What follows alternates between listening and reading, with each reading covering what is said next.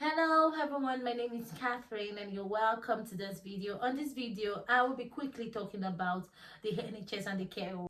So if you're confused and you do not know which of them to pick, I will just be sharing my honest opinion about the decision I think you should be making. So if you're interested in this video, kindly please just sit back and relax. If it's your first time on this channel, you're welcome. On this channel, I share useful information about nursing, migration, lifestyle, basically anything considered useful. You'll find it on this channel. So if it's your first time, you're welcome. Please kindly subscribe to my channel and also hit on the notification button to get regular update from me. And do not forget to share this video with your loved ones or people that you think might be useful for. So thank you for doing that. So let's get into the video.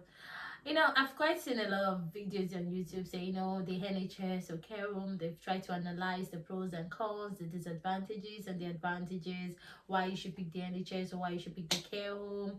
Everyone has tried to, share their opinion and all of that, but I don't think I've come across a video that has been so truthful or blunt, or I don't know, maybe they just didn't feel the way I feel.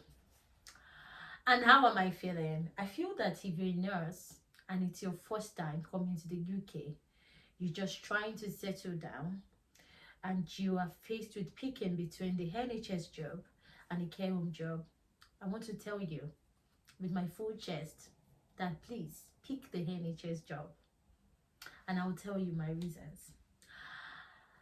In the NHS, for many NHS, I don't know about some NHS. I know some people have had nasty experiences at some NHS, and when you find that it's not really the NHS, so to speak, it is a ward, a particular person, or maybe that ward, that those kind of the people in that ward, or where your unit, basically, that's what I'm trying to say. Maybe the unit you're assigned to are not so friendly, are not so nice. It's not entirely the whole of the NHS or the whole of the trust the individual is working with. If you understand where I'm coming from, it's just that unit. If people have any issues with any trust, any NHS trust or whatsoever. But to be honest, settling down, understanding, adapting, understanding the processes, what is expected of you, your role as a nurse in the NHS, it's really better. I've seen many people share their experience with me and say that in the care home they only had induction for 2 days, and at the third day they just threw them out there to start practicing.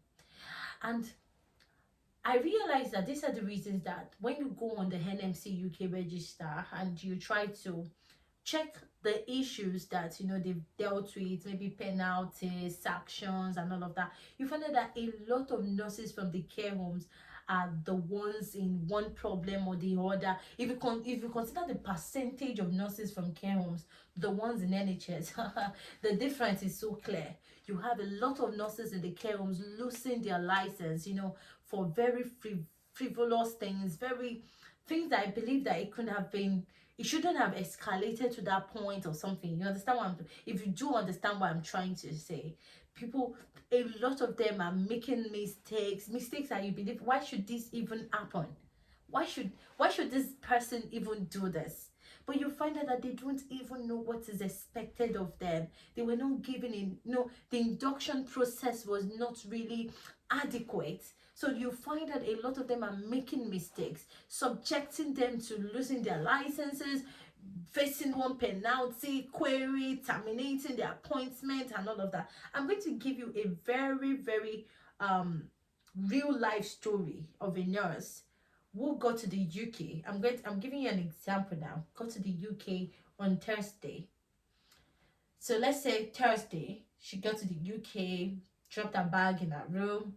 On Friday, she slept over. On Friday, she already resumed at the care home and she started her induction right on that Friday.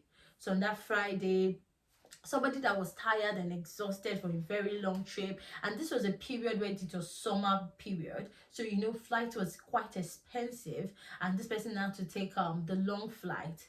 So imagine you've been traveling for like 2 days because you're trying to cut cost, and you got to your and you had no extra time to say, okay, rest on Friday, resume work on Monday. No, this person actually started working on that Friday. That's the second day she got to the UK. And weekend, of course, she had time to rest during the weekend. And on Monday was her second day. On that Monday, that was her second day, she already got a query because of her actions on Monday, and maybe like she was dozing. Imagine somebody that just came in, how won't she doze? She's tired, she's fatigued. You are a care home, you should understand that people need rest. So I think, because you're just new, you don't know how to say, oh, some people are not really very vocal and assertive. Like, you don't know how to say, I'm sorry, please, I think I really need to rest. You feel like, oh, I got this job, oh, I need to be up to the task, I can't even, you don't want to complain, you don't want to tell them how you really feel. So, and even if you are not complaining, it's just, I just believe sometimes you just need to understand that this person just traveled. But anyways, on the second day of our job, like second day at the job, which was on a Monday, by Tuesday she already got a query, and I think by Friday they terminated her appointment. Real life story. It's not African magic. It happened in a care home. These are the kind of stories you hear from nurses. These are the kind of stories you hear people share, and it makes you so sad. I'm just going to say it. Some care homes are not really so friendly. They are not accommodated. They don't understand how it is, how really difficult it is to leave your country and come to and say you want to work in another place, and you're coming there for the first time. They don't understand that there's a cultural differences, or if you say something, it's not really offensive where you're coming from, but they might find it as offensive. That is why induction is necessary. That is why you need to know the policies, you need to know the laws, you need to know what is guiding. How can somebody come on Friday, first day at work, and you're already giving her a query on Tuesday, and you're sacking her on Thursday? It's just crazy. And you find out that many nurses like that, suspended at work, reported to the NMC, one thing or the other, are majorly from care homes. So what's my honest advice? If you are faced with picking between a care home and NHS job, I would say pick an NHS job. Pick that NHS job. At least when you get here, when you settle down, when you understand the process, when you have, there's a word I'm actually looking for that I'm not getting. I don't know whether it's that I'm acclimatized or something. When you understand what is expected of you, then you can decide to explore other options. You can decide to pick a job in a care home because you know how to be careful. You know how to navigate the system. You know what is expected of you. Your chances of getting into problem is basically reduced. That is just how I feel. So don't look at the money alone. There's something called peace of mind. It is really important. In this place, you practice with all carefulness. You double check to make sure you're right. Sometimes you see me, I ask this person, I check this person, I check online. I just want to be sure that I'm making the right decision at that point in time. And because it's in the NHS, I work in a very beautiful ward. I work in a ward where people are really nice and they are so accommodating, they are so friendly. They are always ready to help you. That is the kind of place where I work. And in that kind of environment, it's very difficult for you to make mistake because people are always around to help you. They will let you know, oh, don't do this, oh, don't say this, oh, this is what you should do, this is how you should go about it. But imagine you coming into a place and you're not getting any support or whatsoever. Nobody is there to support you. Nobody there is there to put you through. You don't even have anybody to say, oh, can you just shadow me and see what is done? They just pick you and just throw you right there and say, okay, start working. In a place where we all know that you can lose your license, like before you bat your eye, somebody has, that's it, they've taken it away. So I want you guys to be very careful, no matter how desperate you are. And if you are not getting any NHS job, maybe peradventure you're not getting any NHS job, you're not getting any NHS offer, and what you have right now is a care home, and you're not wondering, okay, what about those that have only care homes? Please go on Google. go and read about that care home, check out reviews, search. If you don't see anything on Google, you don't see anything online, ask questions, tell people, ask questions around, compare these people to these people. People will tell you.